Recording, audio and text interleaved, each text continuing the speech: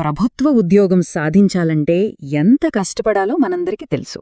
కాని కేవలం ఒక్క 100 రూపాయల ఫీజు మినహాయింపు కష్టపడి సాధించాలనుకున్న కలల ఉద్యోగాన్ని దూరం చేయగలదంటే నమ్ముతారా? వినడానికి చాలా విచిత్రంగా అనిపించొచ్చు, కాని ఇది నిజం. ఒక సుప్రీంకోర్టు తీర్పుతో వచ్చిన సమస్యది. సరే, అసలు విచిత్రమైన పరిస్థితేంటి? దీని వెనుకున్న కారణాలేంటో ఇప్పుడు చూద్దాం. అవును, ఈ ప్రశ్న చాలా వింతగా అనిపిస్తుంది కదూ.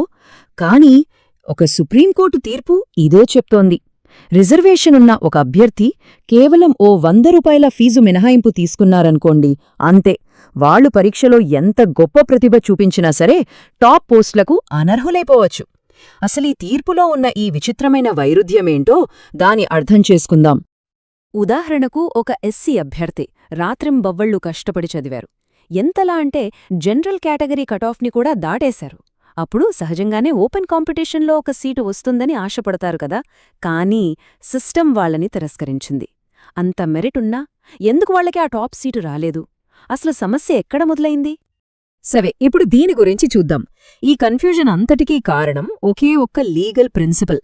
దాన్నే నో డబుల్ బెనిఫిట్ రూల్ అంటారు. అంటే ద్వంద్వ ప్రయోజనం పొందకూడదన్నమాట. అసలీ రూల్ ఏంటి? కోర్టులు దీన్ని ఎలా అర్థం చేసుకుంటున్నాయో చూద్దాం. ఈ రూల్ చెప్పేది ఒక్కటే: రిజర్వేషన్ కేటగిరీకి చెందిన అభ్యర్థి ఫీజు మినహాయింపుగాని, వయస్సు సడలింపుగాని ఇలాంటి ఏ చిన్న బెనిఫిట్ తీసుకున్నా వాళ్లు తమ రిజర్వ్డ్ కోటాకే పరిమితమవ్వాలి. ఒకవేళ వాళ్ల స్కోరు జనరల్ టాపర్ కంటే ఎక్కువగా ఉన్నా సరే వాళ్లు ఓపెన్ కాంపిటీషన్ సీటును మాత్రం అందుకోలేరు. అంతేకాదు, కోర్టు ఈ నియమాన్ని చాలా చాలా స్ట్రిక్ట్గా చూస్తుంది. Union of India versus G Kiran Rao కేసులో సుప్రీంకోర్టు స్పష్టంగా చెప్పింది, ఏ చిన్న ప్రయోజనం తీసుకున్నా సరే అని. అంటే ఆ ప్రయోజనం ఫీజులో ఓ 100 రూపాయల తగ్గింపైనా లేదా వయసులో ఒక్క ఏడాది సడలింపైనా ఏదైనా సరే అది వాళ్లని ఓపెన్ కాంపిటీషన్ నుండి దూరం చేస్తుంది. సరే, ఇప్పుడు ఈ అప్లికేషన్ ప్రాసెస్లో ఉన్న అసలు సమస్య ఏంటో చూద్దాం. ఈ రూల్ వల్ల అభ్యర్థులు ఒక విచిత్రమైన ఉచ్చులో పడిపోతున్నారు. దీన్నే Catch-22 సిచ్యువేషన్ అంటారు. అంటే ఏ దారి ఎంచుకున్నా నష్టపోవడం ఖాయమన్నమాట. ఈ ట్రాప్ అప్లికేషన్ ఫామ్ నింపేటప్పుడే ఎలా మొదలవుతుందో చూడండి. ఈ 100 రూపాయల ఉచ్చు ఎలా పనిచేస్తుందో. ఫస్ట్ ఒక అభ్యర్థి వాళ్ల కేటగిరీ ఎస్సీ లేదా ఎస్టీ అని అప్లికేషన్ ఫారంలో నిజాయితీగా పెడతారు. వెంటనే ఆన్లైన్ సిస్టమ్ ఏం చేస్తుందంటే ఫీజు కట్టే ఆప్షన్ కూడా ఇవ్వదు. ఆటోమేటిక్గా ఫీజు మినహాయింపు ఇచ్చేస్తుంది. అంతే, ఆ అభ్యర్థికి తెలియకుండానే, వాళ్ల ప్రమేయం లేకుండానే వాళ్లు రిజర్వేషన్ బెనిఫిట్ తీసుకున్నట్టు రికార్డ్ అయిపోతుంది. ఇక ఆ తర్వాత వాళ్లు పరీక్షలో ఎంత అద్భుతంగా రాసినా సరే ఓపెన్ కాంపిటీషన్ అనే గేట్లు వాళ్లకి శాశ్వతంగా మూసుకుపోయినట్టే. ఓకే, ఇప్పుడు దీని పర్యవసానాల గురించి మాట్లాడుకుందాం. చూశారుగా, ఒక చిన్న ఫీజు మినహాయింపు ఎంత పెద్ద సమస్యకు దారితీసిందో. ఈ తీర్పు కేవలం కొద్దిమంది అభ్యర్థుల మీద మాత్రమే కాదు, మొత్తం రిజర్వేషన్ సిస్టమ్ మీద ఎలాంటి ప్రభావం చూపిస్తోందో ఇప్పుడు చూద్దాం. ఈ సమస్య మూలాల్లోకి వెళ్లాలంటే మనం ముందుగా ఒక పెద్ద అపోహను పక్కన పెట్టాలి. చాలామంది ఏమనుకుంటారంటే అన్రిజర్వ్డ్ కేటగిరీ అంటే అది జనరల్ వాళ్ల కోటా అని. కానీ అది తప్పు. అసలు నిజమేంటంటే అది ఒక ఓపెన్ కాంపిటీషన్ పూల్. అంటే అందరికీ తెరిచి ఉన్న ఒక పోటీ వేదిక. కేటగిరీతో సంబంధం లేకుండా ఎస్సీ, ఎస్టీ, ఓబీసీ, జనరల్ ఎవరైనా సరే టాప్ స్కోర్ సాధిస్తే ఈ ఓపెన్ పూల్లోకి రావచ్చు. అంటే ఇది నిజమైన మెరిట్కు పట్టం కట్టే అస్సలైన చోటన్నమాట. కాని ఈ కొత్త తీర్పు ఏం చేస్తోంది? అందరికోసం తెరిచి ఉన్న ఆ ఓపెన్ కాంపిటీషన్ గేట్లను మూసేస్తోంది. ఫీజు మినహాయింపు లాంటి ఒక చిన్న టెక్నికల్ రీజన్తో టాప్ స్కోర్ సాధించిన రిజర్వ్డ్ కేటగిరీ అభ్యర్థులను కూడా బయటే ఆపేస్తోంది. దీంతో ఏమవుతుంది? ఆ కేటగిరీ పేరుకే ఓపెన్, కాని వాస్తవానికి అది జనరల్ కేటగిరీకి ఒక రకమైన డీఫాక్టో రిజర్వేషన్గా మారిపోతోంది. అంటే అప్రకటిత రిజర్వేషన్ లాగా అన్నమాట. ఈ టేబుల్ చూస్తే మనకు అసలు విషయం ఇంకా స్పష్టంగా అర్థమవుతుంది. చూడండి, ఎస్సీ, ఎస్టీ అభ్యర్థులకు ఫీజు మినహాయింపు ఆటోమేటిక్గా వచ్చేస్తుంది. కాబట్టి వాళ్లు అన్రిజర్వ్డ్ పూల్కి వెళ్లలేరు, వాళ్ల కోటాలోని చిక్కుకుపోతారు. ఇప్పుడు ఈడబ్ల్యూఎస్ కేటగిరీని చూడండి. వాళ్లు పూర్తి ఫీజు చెల్లిస్తారు. కాబట్టి వాళ్లు ఓపెన్ పూల్లో కూడా పోటీ పడగలరు. వాళ్లకి ఫ్లెక్సిబిలిటీ ఉంది. ఇక ఓబీసీల విషయానికొస్తే కొన్ని పరీక్షల్లో వాళ్లకి ఫీజు మినహాయింపు ఉంటుంది. ఒకవేళ వాళ్లు ఆ బెనిఫిట్ తీసుకుంటే వాళ్ల పరిస్థితి కూడా ఎస్సీ, ఎస్టీ అభ్యర్థుల లాగే తయారవుతుంది. వాళ్ల సేఫ్టీ వాల్వ్ కూడా మూసుకుపోతుంది.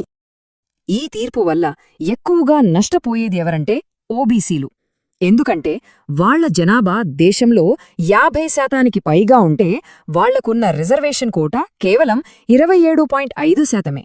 ఈ చార్ట్ చూడండి, వాళ్ల జనాభాకు వాళ్ల రిజర్వేషన్ కోటాకు మధ్య ఎంత పెద్ద గ్యాప్ ఉందో స్పష్టంగా కనిపిస్తోంది. మరి ఈ గ్యాప్ను పూరించడానికి వాళ్లకొకే ఒక దారి ఉండేది. ఆ దారే ఓపెన్ కాంపిటీషన్ పూల్. అది వాళ్లకొక సేఫ్టీ వాల్వ్ లాగా పనిచేసేది.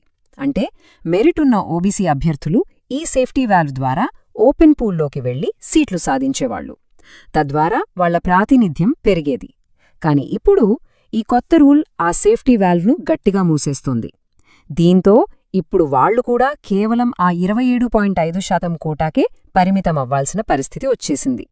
సరే, ఇప్పుడు అసలు ప్రశ్నకు వద్దాం. Merit versus procedure. ఈ చర్చంతా మనల్ని ఒకే ఒక ప్రాథమిక ప్రశ్నకు తీసుకొస్తుంది. మనం దేనికెక్కువ విలువివ్వాలి? ఒక అభ్యర్థి చూపిన అసలైన ప్రతిభకా, లేక వాళ్లు ఫాలో అయిన ప్రొసీజర్కా? మెరిట్కు ప్రొసీజర్కు మధ్య జరుగుతున్న ఈ పోరాటంలో అసలు సమస్యేంటో చూద్దాం. ఈ పరిస్థితిని అర్థం చేసుకోవడానికి ఒక పరుగు పంద్యం ఉదాహరణ తీసుకుందాం. చారిత్రకంగా వెనుకబడిన కొంతమంది రన్నర్లకు రేస్లో కొంచెం హెడ్ స్టార్ట్ ఇస్తారు. అదే రిజర్వేషన్ బెనిఫిట్ అనుకుందాం. కానిక్కడొక ట్విస్ట్ ఉంది. ఆ చిన్న హెడ్ స్టార్ట్ తీసుకున్నందుకు వాళ్లు అందరికంటే వేగంగా పరిగెత్తినా సరే వాళ్లకు ఫస్ట్ ప్రైజ్ అంటే అన్రిజర్వ్డ్ సీట్ రాదు. అసలు రేస్ ఎందుకు పెడతారు? ఎవరు ఫాస్ట్గా పరిగెత్తారో చూడ్టానికి. కాని ఇక్కడేం జరుగుతోంది? రేస్లో ఎవరు ఫాస్ట్గా పరిగెత్తారన్న దానికంటే రేస్ ఎలా మొదలుపెట్టారన్న దానికే ప్రాధాన్యత ఇస్తున్నారు. కాబట్టి మనం అడగాల్సిన అసలు ప్రశ్న ఇదే. పోటీకి చాలా రోజుల ముందే అప్లికేషన్ ఫామ్లో జరిగిన ఒక చిన్న టెక్నికల్ విషయం పోటీలో చూపించిన నిజమైన మెరిట్ను ఎలా రద్దు చేయగలదు? ఎందుకంటే పరీక్షలో సమాధాన పత్రాలను పేరు, కులం లాంటివి లేకుండా కదా దిద్దేది. అక్కడ కేవలం ప్రతిభను మాత్రమే చూస్తారు. మరి అలాంటప్పుడు ఈ ప్రొసీజరల్ టెక్నికాలిటీకి ఇంత విలువెందుకు? చివరిగా ఆలోచించాల్సిన ప్రశ్న ఒకటి ఉంది. ఒక సిస్టమ్ అభ్యర్థులు చూపించిన నిజమైన మెరిట్ను కాదని ప్రొసీజర్ ఎంత పర్ఫెక్ట్గా ఫాలో అయ్యారు అనేదానికే ఎక్కువ ప్రాధాన్యత ఇస్తుంటే దానివల్ల నిజంగా ఎవరికి లాభం?